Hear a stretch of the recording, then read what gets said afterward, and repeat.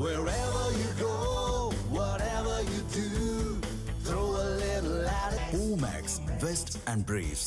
சாத்தூர் சட்டமன்ற தொகுதி திமுக வேட்பாளர் கடற்கரை ராஜ் வீட்டில் 122 சவரன் நகைகள் திருடப்பட்டதாக புகார் அளிக்கப்பட்டுள்ள நிலையில் அவர் தாக்கல் செய்த வேட்புமனுவில் 62.5 சவரன் நகைகள் இருப்பதாக கூறியிருப்பது சர்ச்சையை கிளப்பியுள்ளது. சாத்தூர் தொகுதியில் திமுக சார்பில் கடற்கரை ராஜ் என்பவர் போட்டியிடுகிறார். இந்நிலையில் சத்திரப்பட்டியில் கடற்கரை ராஜை ஆதரித்து சிபிஎம் மாநில செயலாளர் சண்முகம் பரப்புரை செய்தார்.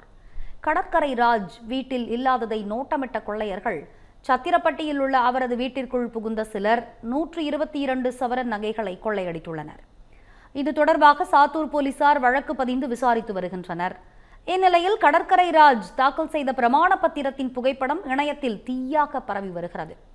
அதில் தான் 62.5 சவரன் அதாவது 500 கிராம் நகைகளை மட்டுமே வைத்துள்ளதாக கடற்கரை ராஜ் தரப்பில் தெளிவாக தெரிவிக்கப்பட்டுள்ளது. ஆனால் அந்த தகவலுக்கு மாறாக அவரது வீட்டில் சுமார் 122 சவரன் கிட்டத்தட்ட 1 கிலோ நகைகள் கொள்ளை போயிருப்பதாக புகார் அளித்திருப்பது சர்ச்சையை கிளப்பியுள்ளது. இதுகுறித்து விமர்சித்து வரும் நெட்டிசன்கள் நகைகளை கண்டுபிடிக்க நடவடிக்கை எடுக்கும் அதே நேரத்தில் பிரமாண பத்திரத்தில் பொய்யான தகவலை அளித்த கடற்கரை ராஜை தகுதி நீக்கம் செய்ய வேண்டும் எனவும் வலியுறுத்தி வருகின்றனர்.